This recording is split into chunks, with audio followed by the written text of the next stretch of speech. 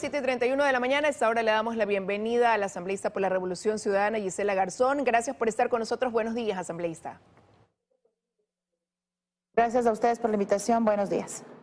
Bueno, la Asamblea inicia mañana su primer periodo de vacancia legislativa. Se van con algunos temas pendientes, también complicados, que tendrán que retomar al regreso, pero ustedes, como movimiento político, también se van con problemas a la interna, dada esta fricción que surge tras la aprobación de la ley para el fortalecimiento del sector turístico. ¿Qué pasó que 7 de sus compañeros no se alinearon a la forma de votar, sino que más bien lo hicieron como ellos creyeron tenían que hacerlo, votando a favor y no en contra?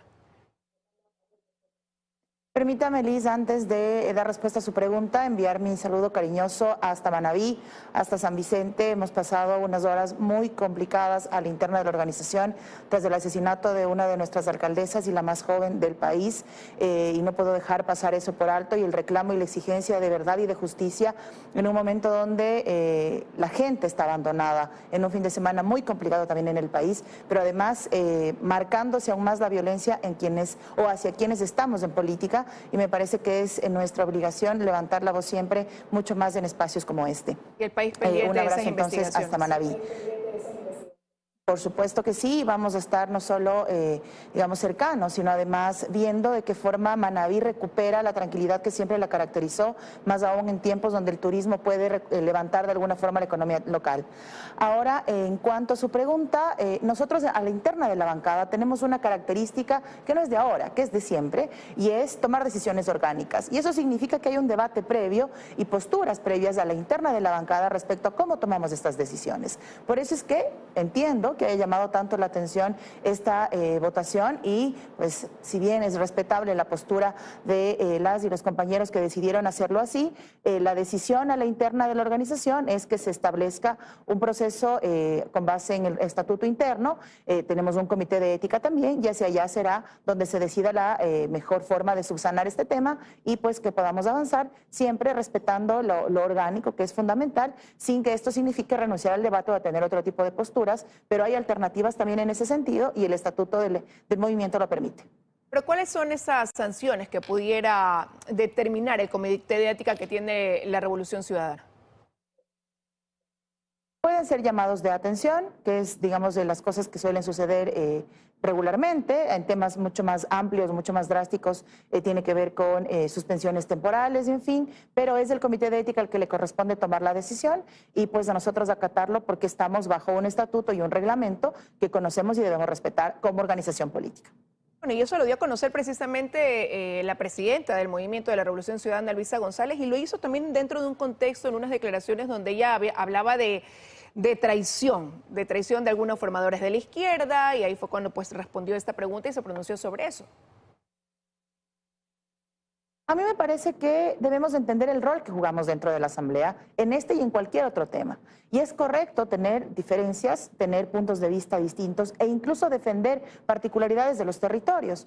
Por ejemplo, se había incluido un tema de Imbabura alrededor del reconocimiento de Geoparque, y ese era uno de los temas que defendía una de nuestras compañeras. Pero a la larga, las decisiones que tomamos como bancada son fundamentalmente orgánicas, porque tenemos un proyecto al que defendemos, una postura política que defendemos, un plan de trabajo que presentamos ante el CNE y que debemos dar cumplimiento, y son de las cosas que se vuelven mandatorias en el ejercicio de nuestra toma de decisiones. Y esto no significa que además debamos dejar de lado, fuera de lo ideológico, dejar de lado el mal manejo de la comisión. Y de cara a este informe sobre la ley de turismo, la comisión lo hizo como quiso, metió cosas sin socializarlo, sin ponerlo sobre la mesa, hubo un manejo discrecional de los temas que se incluían y cuáles no, se hizo una especie de ley llena de parches que reformaba desde la ley minera hasta el COTAD. Entonces también son cosas que debemos considerarlas en el momento de tomar una decisión. Las leyes tienen un proceso que cumplir, y a nosotros nos corresponde velar porque ese proceso en realidad sea a rajatabla. Caso contrario, de nada sirve que los que hacemos la ley la irrespetemos. Pero de allí estas diferencias de cada una de las bancadas, porque todas las bancadas somos diversas, pero en nuestro caso puntual hay un proceso y un espacio adecuado establecido para subsanar estas diferencias, y pues que se lo haga de la mejor manera, sin que eso signifique que los compañeros se sientan intimidados o algo por el estilo. No, porque a la larga, a la interna esas diferencias son saludables, pero tomando en cuenta también que cuando hay una postura de bancada hay que mantenerla y respetarla. Bueno, habrá que ver qué pasa y estas diferencias que se vienen dando en torno a ciertos proyectos remitidos por el Ejecutivo, porque no es este el primero. ¿Cómo mantiene ese acuerdo con el que arrancaron la Asamblea Nacional? Como siempre lo dijimos, Liz, esto no era un cheque en blanco ni para el presidente de la Asamblea ni para el presidente de la República. Era la posibilidad de instalar la Asamblea de la mejor manera posible, dar paso al cambio de gobierno a la brevedad posible también e instalar un nuevo momento de cara a todas las necesidades que tiene el país y que sigue teniendo en temas de seguridad, en temas de empleo, en temas económicos. Y ese contexto hizo que haya un acercamiento y la posibilidad de instalar la Asamblea rápido, hacerlo el día que correspondía y no trabar más el procedimiento. De allí a que renunciemos a nuestras diferencias o posturas ideológicas sería en sí mismo desnaturalizar cualquier ejercicio de la política. Cada una de las bancadas pertenecemos y formamos o tenemos una ideología, tenemos una forma de entender el ejercicio de la política, el servicio público, el legislativo, y eso en algún momento iba a ser determinante.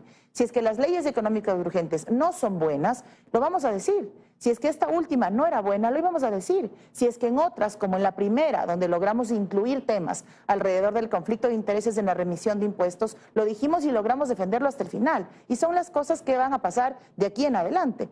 Por ejemplo, cuando se presentaba el proceso de juicio político a la señora fiscal general, sabíamos que íbamos a hacer solo nosotros y eso no iba a condicionar en algún momento la posibilidad de hablar con otras bancadas. Entonces, no es una cuestión que se vuelva una camisa de fuerza. Quizás en el país no estamos tan acostumbrados a que eso suceda porque, digamos, estas mayorías móviles han sido distintas o de otras tendencias o de otras formas o con otros objetivos. Pero en este momento puntual se trataba de instalar la Asamblea y hacerlo pronto y hacerlo bien y evitar repetir aquella Asamblea del 2021. Pero en eso no significa que seamos ciegos o sordos cuando hay errores en el manejo administrativo de la Asamblea o cuando hay errores garrafales en el ejercicio del gobierno del presidente Noboa. Y ese será uno de los pendientes al regreso. También usted, por lo que ha dicho, pues se mantendrán firmes en esta posición de llevar a juicio político a la fiscal general Diana Salazar. Ha mencionado usted, estamos solos. ¿Creen que van a poder tener los votos de seguir con esa propuesta? Ya escuchando lo que han dicho algunas de las bancadas al interior de la Asamblea. Bueno, no he dicho que estamos solos, dije que era una decisión nuestra, independientemente del acercamiento o el acuerdo con otras bancadas, la posibilidad de llevar a juicio político y no fue incondicionante. Eso es algo que debe quedar claro. Además que con nuestras firmas nos bastaba para cumplir el requisito. De allí debe seguir el proceso como indica el procedimiento parlamentario. En este momento, separan los tiempos, pero en este momento estaba en curso el proceso en contra del exministro Santos Albite, luego viene en contra del exministro Juan Zapata y en este contexto de inseguridad se vuelve no solo urgente, sino indispensable saber respuestas y determinar responsabilidades políticas a un exfuncionario de la cartera del Interior. Luego viene el proceso que hemos presentado en contra de la señora fiscal y avanzan otros más que están encaminados también. Ese es el procedimiento parlamentario, por lo tanto, esperaremos el momento que nos corresponda para llevarlo adelante y me parece que sería irresponsable que cualquier asambleísta de cualquier bancada decida hacer o no un proceso de fiscalización porque haya o no haya los votos. Lo lógico es hacerlo y llevar adelante todo esto de manera responsable, respetando el debido proceso, dejando claro que no hay ninguna diferencia personal con otra funcionario o funcionario, sino que somos dos funcionarios públicos en ejercicio de nuestras tareas y en ese sentido llevar adelante un proceso como corresponde y hacerlo bien, respetando los espacios, sin exabruptos, porque me parece que no es necesario ni viene al caso, y cumplir con lo que está en una de nuestras facultades, que es fiscalizar. Y esto no significa que la Asamblea se paralizará, sino al contrario, tiene que seguir avanzando con temas. Hoy mismo tendremos una sesión respecto al presupuesto del Estado, por ejemplo, y tenemos varios temas pendientes. Entonces, ir cumpliendo y avanzando en los tiempos. En ese sentido, la Asamblea observó este presupuesto del Estado, pero el presidente Noboa se ratificó en la propuesta que le envió en la proforma presupuestaria, ¿no? ¿Cuál es la opinión de ustedes ante eso? Es una proforma presupuestaria desfinanciada. Y desfinanciada porque no se han sincerado las cifras de alrededor de cuánto impacto tiene la deuda externa en el país y cómo el gobierno sigue tomando la decisión de pagar la deuda y no de al menos buscar, sino una moratoria, una reestructuración o la posibilidad de hacerlo en menor carga. Si bien el gobierno nacional al día de hoy no es el que llegó a ese nivel de endeudamiento, estamos hablando que por mucho el presupuesto paga o se va en deuda. Y eso de la mano con la insistencia que tiene el gobierno de remisión de intereses, de evitar el cobro de impuestos y de no reestructurar y fortalecer el sistema tributario nacional. Y eso es una de las cosas que más nos preocupa. Y luego no se respeta lo que dice la ley, tanto de presupuestos incrementales como la Constitución, de no afectar los presupuestos en salud y educación. Si bien hay una subejecución, es decir, sus antecesores no ejecutaron como correspondía, este presupuesto tiene un recorte adicional a la subejecución. Y esa es de las cosas que tenemos que exigir que no suceda.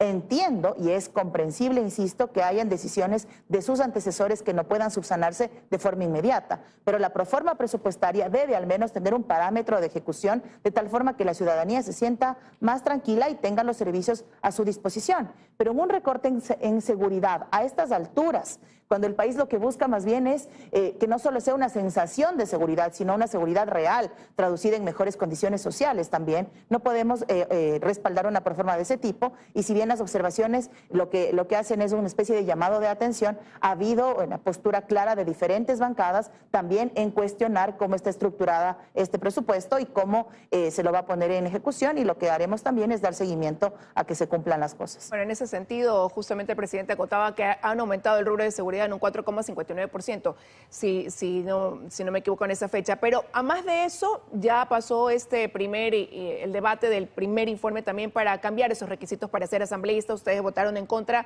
¿Por qué luego, incluso de lo que se ha revelado en estos casos, Metástasis y Purga, por ejemplo, se oponen a que se incrementen ciertos requisitos a quien va a ocupar una curul, como el hecho de que tengan probidad notoria, experiencia y capacitación, que hayan mecanismos también de verificación de lo que ahora se está proponiendo?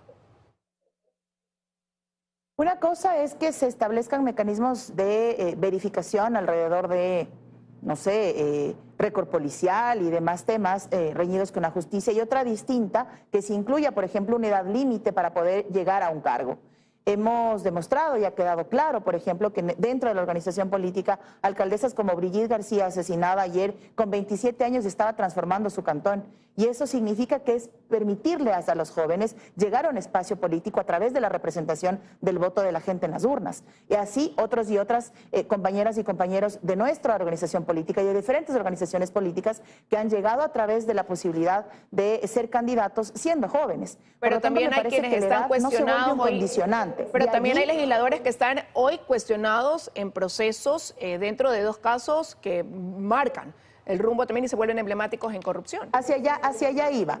De allí, sin desconocer aquellas cosas que pueden significar, digamos, temas con la justicia, lo que me parece es que más allá de requisitos per se para la participación de una persona, porque los derechos políticos no solo los marca la Constitución, sino también las convenciones y tratados interamericanos de derechos humanos, lo que me parece pertinente es reestructurar o pensar en el mediano plazo en una reestructuración de los partidos de cara a procesos de formación sostenida, ¿no es cierto?, de cara a procesos de formación política, de conocimientos, de mejores formas de aplicar lo que se sabe, en el caso de quienes van a la administración pública, de mejores manejo de los sistemas, de los programas, del portal de compras públicas, del correcto uso de los recursos, que me parece que también sería un paso importante y sostenido más allá de la calentura de la coyuntura. Por supuesto que llama la atención, pero si es que el presidente Lasso tenía a su cuñado tomando decisiones y hasta el día de hoy esperamos respuestas. Pero me parece que hay que pensar no solo en la coyuntura del momento, sino algo al mediano plazo. Y eso significa que los partidos se reestructuren y tengan procesos de formación política mucho más sólidos y sostenidos,